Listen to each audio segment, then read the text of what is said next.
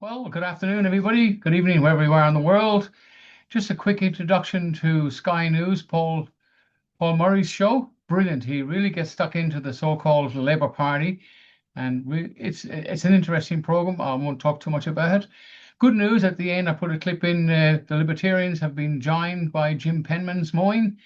That's going to add to the credibility, and it's going to give them a lift because we have to look at an alternative government. Well, there is no such thing as a government, the corporation running this, but the Libertarians are doing a great job. Now they've got some help from Jim Penman, from Jim's mowing, and we've got to do something. We can't just carry on the way we are. We're now almost a third world country. Crime is completely out of control. The police force are decimated by the criminal Labour Party.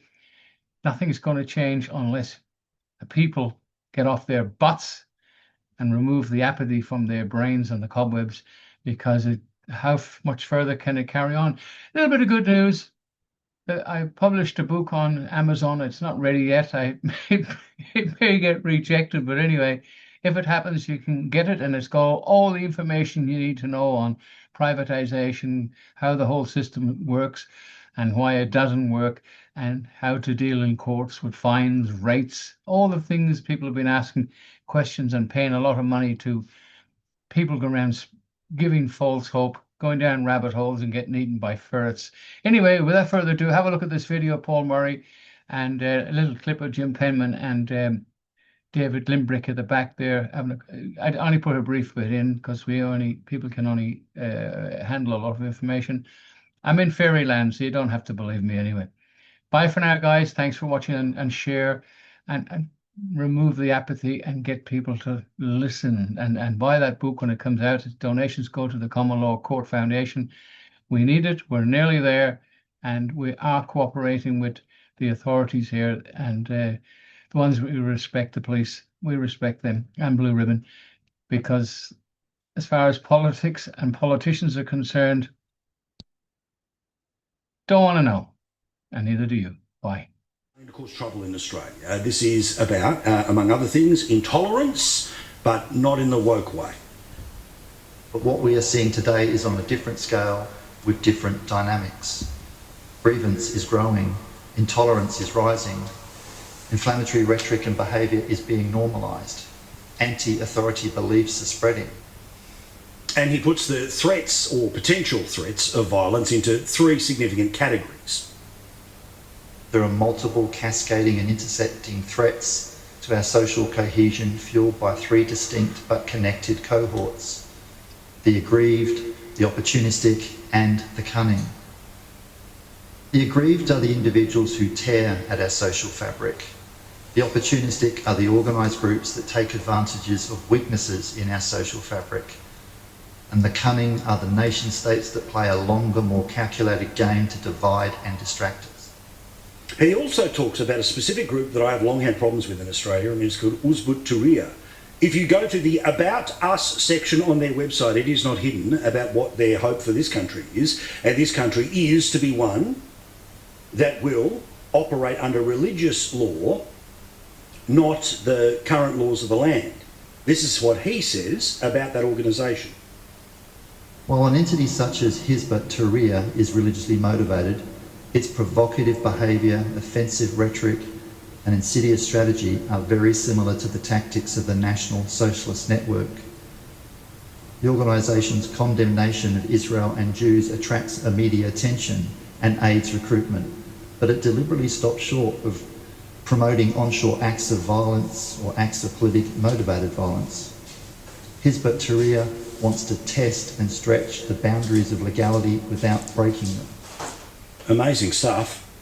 But the one that's going to get the headlines, the one that's going to be the front page, the one that we'll be talking about for the next couple of days, was this warning about how there are foreign actors, foreign governments, who are trying to intimidate people who live in this country who used to live in those countries, referring to them as dissidents, and what foreign governments have the potential to do to the people who live in the freedom of Australia but come from somewhere else and are publicly critical of the somewhere else.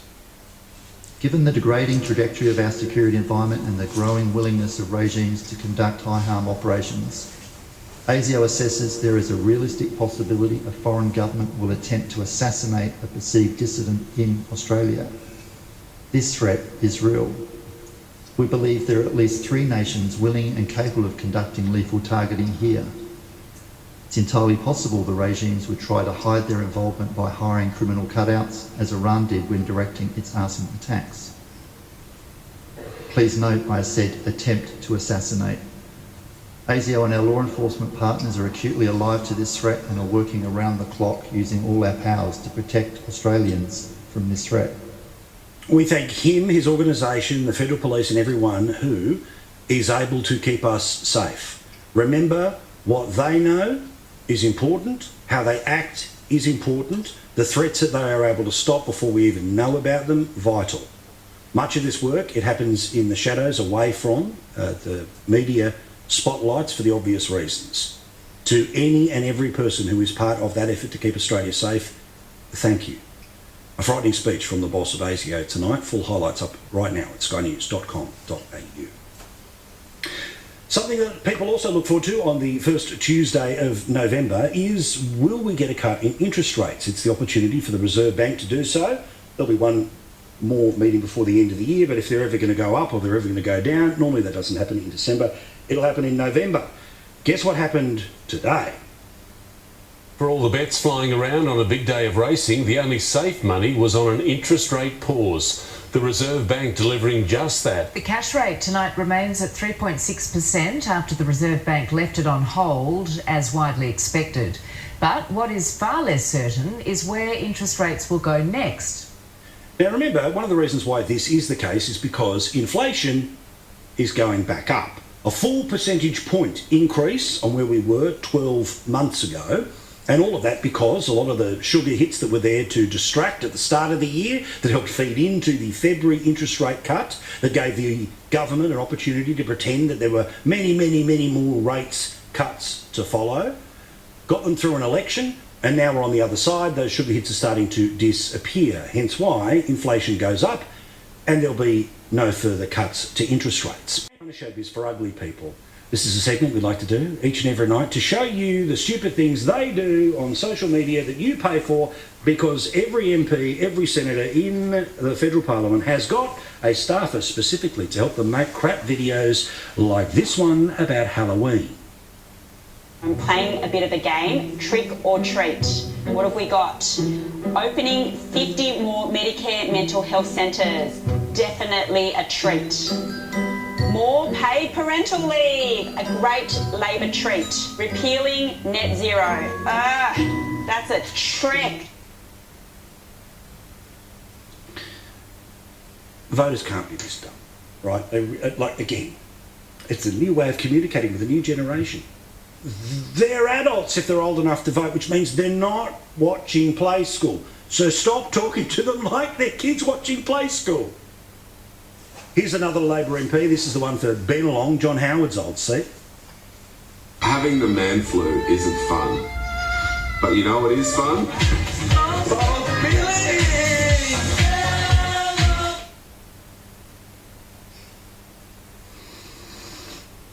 And then there's whatever the hell this is.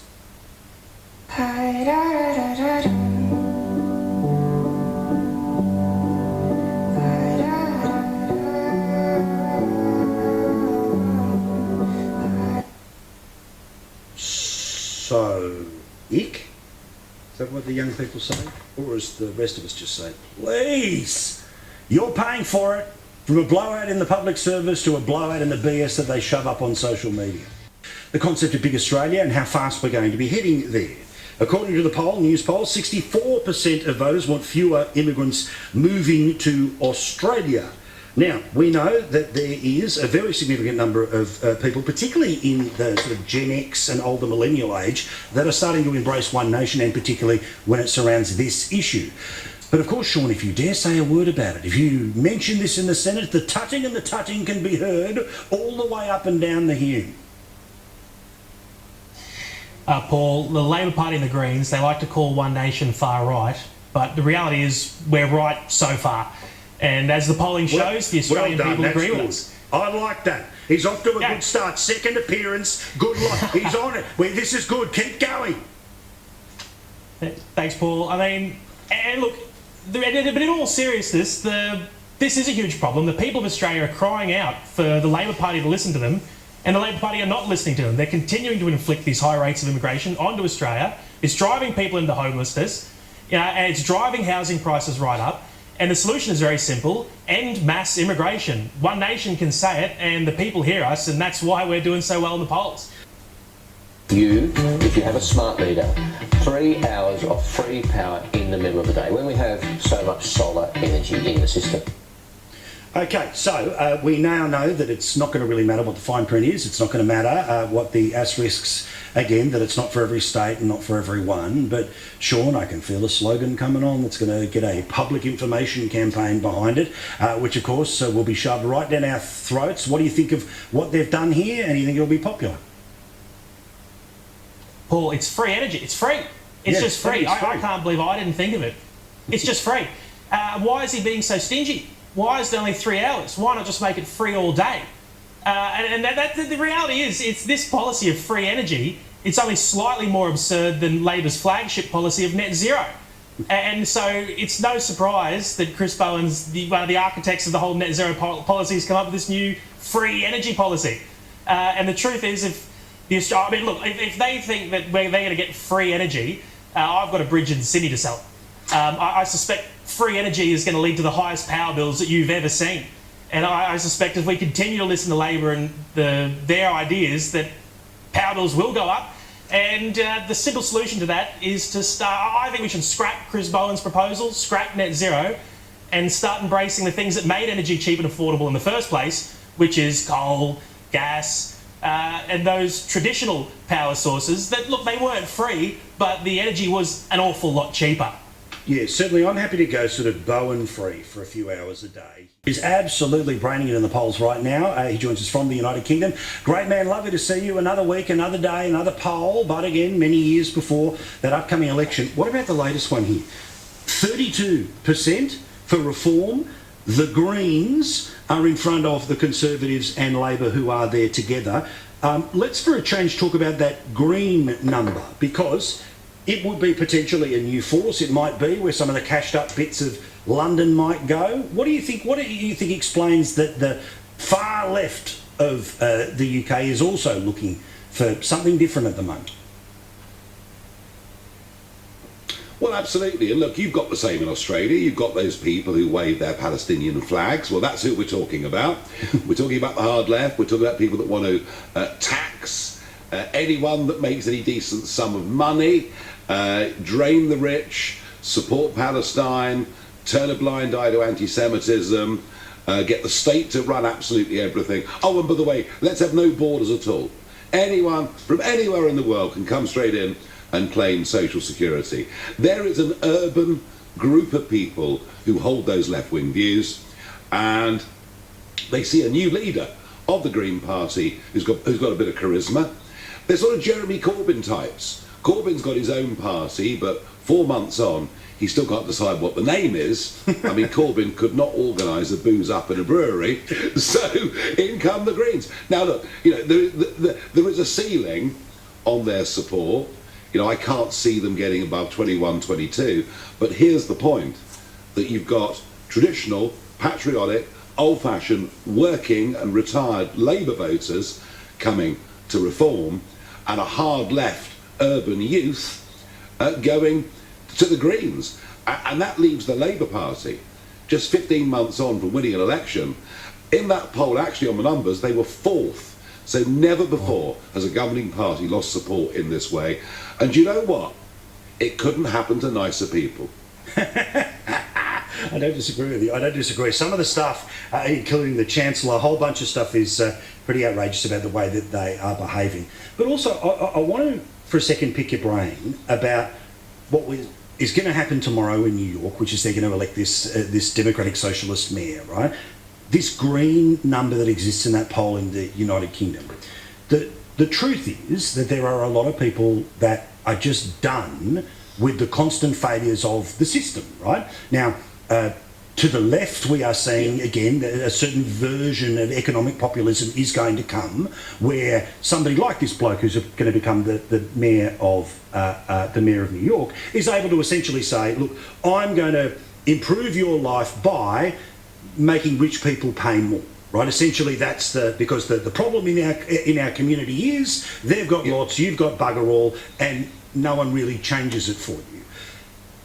How fluid do you think that bugger them all vote is, that people might be automatically assuming that it's going to go in the left direction or the right direction, but in many ways the real debate is about who can change the joint? Who's going to change the joint and actually change it for normal people? Because I've got a feeling that might be the closing 6 months of the debate you might be involved in. Yeah, I get that. I mean, look, the system isn't working, so the centre can't hold. We've seen centrist parties in France disappear completely. Look at Italy. The brothers of Italy. Meloni is the Prime Minister and actually doing a very good job. And yes, the same applies to the left as well. It's just that, socialist Marxism gets forgotten, and we need reminding how bad it is once every generation or so. And it looks like that's what New York is about to go through.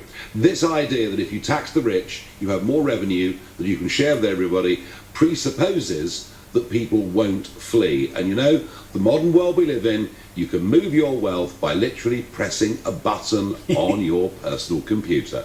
And I think we'll see a flight from New York. I've got a lot of friends in New York. I used to work for a New York company for many, many years.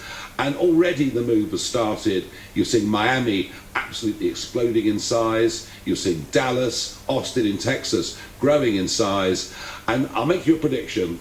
Staten Island will seek independence from New York if Mandami wins. Free Staten Island! That's my next campaign. Imagine going to the US Congress and talking about that there should be a separation. Right? I like it. Spending other people's money. Another example, another day, another $1 billion of other people's money. Now, the reality is that what they are willing to tell us publicly, and we know this government loves hiding everything under a rug, Chalmers is going to set us off on not 1, not 2, not 5, but probably 10 years of deficits, or at least what the forward years are telling us. When you have a look at the Treasury numbers, that becomes 40 years of budget deficits. We already have $1 trillion in debt, because every single one of those little blue lines added on top of each other makes it $1 trillion. Once we head 10 years down the track, it might be a lot higher than $1 trillion. You add another few to that, you add a few, you add a few. According to these predictions, we're going to end up on the best part of at least $2 trillion. But nothing to see here, because you see this government thinks that they have 100% sewn up Australian politics, that they will never lose again. That whoever's currently the last member of the backbench will eventually get their turn to be Prime Minister. They will rule forever. Which means, while they keep one eye on running this joint, they keep another eye on impressing the world. As we know, the Prime Minister, despite the fact that when Airbus Albo was something he worried about, he wouldn't go anywhere near the UN. Well, of course, now he's Mr. International, isn't he? Handsome boy in Beijing, best mate in Washington, DC. Can't pull a crowd at the UN, but the plan is that they would like to take Australia's plans when it comes to climate change global. In fact, they would like the globe to come to Australia to discuss these things. The COP meetings are the ones where Boris Johnson held a couple of years ago in the United Kingdom. That was the one that, of course, Joe Biden slept through. Apparently, despite the fact that Australia is just 1% of the world's problems, we plan to be 100% of the world's solution in a couple of years' time. This is going to cost apparently $1 billion for us to host a UN climate summit in Adelaide. I love Adelaide, it deserves as many events as possible, but this is, of course, ridiculous. Firstly, Turkey is also bidding with us at the same time, bidding against us as if we're going for a soccer World Cup or Olympic Games. The idea that we can't do a deal, wait our turn, whatever. But secondly, the idea that when theoretically every dollar counts, that we've got $1 billion to put on a look at us show when we are 1% of the world's problem, and even if we did 100% of what even Tiffany Teal would like to take place, guess what? It will not affect the global climate. Why? Because show you again the climate clock. Australia is 1% of the world's problem. You can see China takes us from top of the clock to quarter past. The rest of the world, the third world, will take you to half past. The United States will take you to probably about, somewhere on the way to 22. India, Russia, 45 minutes of the climate clock.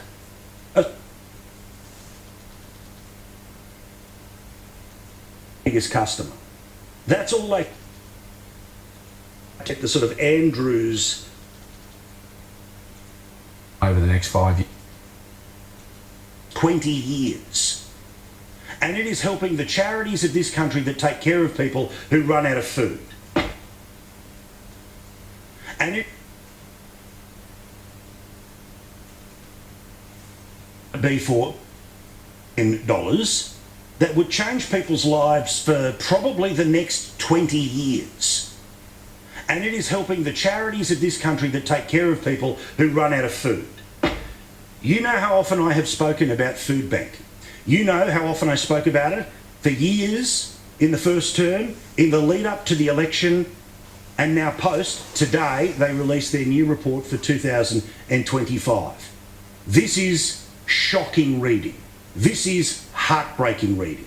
Every page a receipt of the deceit of a government that promises to make things better, but because they piss money away like this, as opposed to giving money to organisations like Food Bank, we get into a scenario where in this very report, 50% of houses in New South Wales and the ACT that are currently renting had problems with food on the table at least once a week. 28% of people paying off a mortgage. Every one of those households, and remember, a household could have 1 or 10 people in it. So 1.1 million households is a lot more than 1.1 million people. Yet these wankers are going to spend $1 billion fluffing themselves up on the global stage because Australia needs to look like we are the solution when we are 1% of the problem. It's a disgrace what they are doing. And I saw the Prime Minister in Question Time today try to pretend, the Libs don't care about Food Bank. Well, guess who was the only party at the last election who was promising extra money for Food Bank? Oh, that's right, the very people who are still asking questions about it and the people who you say, Prime Minister, don't care. The test about whether someone cares or not is what you are doing with your ability to spend our money. Now, the federal government does give some money to Second Bite, to Food Bank, but collectively it's less than $100 million. In just one state and the Capital Territory where our parliament sits, 1.1 million households are in a scenario where they're running out of food. To be precise, 682,000 households in Australia. Could have one person, could have 10 people in it. They are skipping meals or they are missing meals at least one day a week. Do not tell me that the single most important thing for Australia is to make sure that we can look good on the international stage so many of the people who are currently working in government will eventually be able to go off and work for the very industries of which they are currently separating the seas for. Because that's the reality.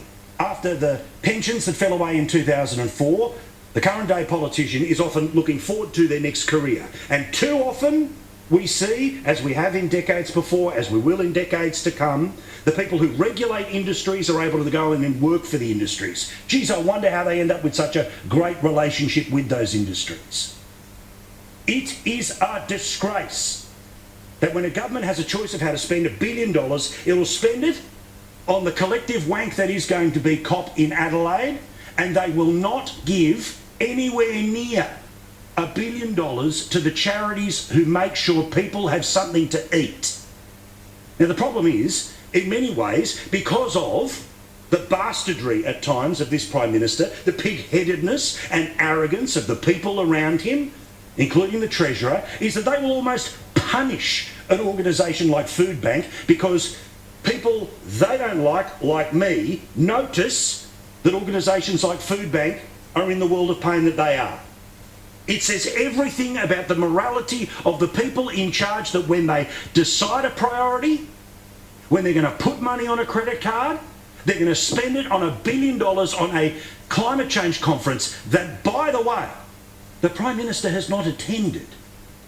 He won't attend the one this year, he didn't the one last year. You see, where it's somewhere else, it's not as important. When it's here, we're going to roll out the red carpet for the world, and he's going to be the global leader for an event he considers not significant enough to actually attend himself when it's not in Australia. Now, this report, I repeat, is a disgrace. And I'm not talking about the way it's put together, I'm talking about the story that it tells. And as you can tell, a lot of pages and a lot of stories. I'll tell them. Until there is a government somewhere, somehow, that pulls the finger out of its backside and actually helps. Instead of coming up with sugar hits to get through an election because all that matters is staying in freaking power. Imagine if you had the capacity to be able to make sure that your next door neighbour was able to eat 3 square a day and you chose not to. Because that's exactly the choice of these people as they continue to underfund these organisations. Do not punish Food Bank, Prime Minister, because I keep talking about it. Fair dinkum. A long period of time. Fantastic achievement. It's possible, we see it in New Zealand, it's possible here too. But we have to think about, like, what are we actually going to be talking to people about? And what we've been doing in my office, in this term of Parliament and in the last term of Parliament, is talking to everyday people about their problems and then applying our principles to those problems. And there's actually many people in the room here that we met by doing that. And in fact, we've met a huge network of people by doing that. Some of the examples of that were, I can give you an example with Homeschool Academy was one example where this is Lydia, she set up a small business which was to help homeschoolers through tutoring. And then she got stomped on by the licensing authority. And she's still having problems with that, but we went into bat for these people. Another one I know here is from the security industry, from private investigators. We went into bat for them. We've gone into bat for lots of different people throughout Victoria, and a lot of them noticed that we've gone into bat for them. And the one thing that we have that is very different to other parties is that we adhere very strongly to our principles. Why is that so good? Denser cities are better. They're better from the point of view of being able to be affordable. They're better from the point of view of commuting so that you can live near where you work. Now, if you look at, I'm very interested in the science of happiness. You know, one of the biggest things that determines happiness, level of commuting. If you commute to work an hour, that's equivalent to an extra $75,000 worth of basic income. It's such a big thing. Debt is a huge negative. We impose debt on people by making houses